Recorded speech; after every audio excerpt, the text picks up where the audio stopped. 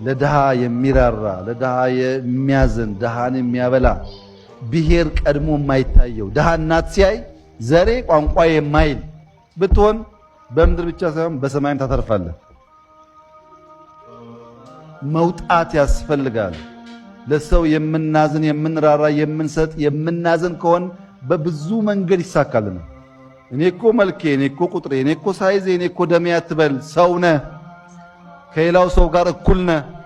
ኢኳል ኦፖርቹኒቲ ካገኘ ከተከበርክ፣ ባህል ካልተነካ፣ ቋንቋ ካልተነካ በልጠ ለመታየት ሳይሆን እኩል ሆነ ለመኖር መቀበል አለብን። ማንነቶችን በፖለቲካም በሃይማኖትም በብሔርም ያሉ ማንነቶችን ሪኮግናይዝ አፕሪሺየት የሚያደርግ ስብዕና ያስፈልጋል።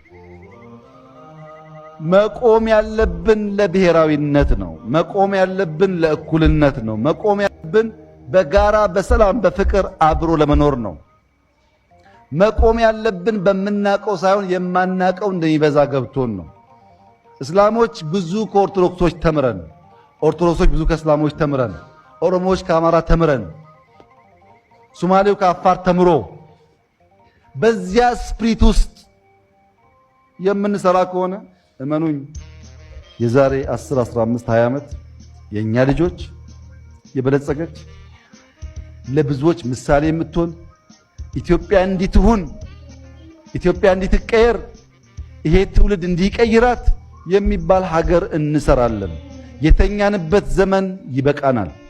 የተባላንበት ዘመን ይበቃናል። አቅጣጫ የጠበቅንበት ዘመን ይበቃናል። በእያንዳንዱ ወረዳ አስደማሚ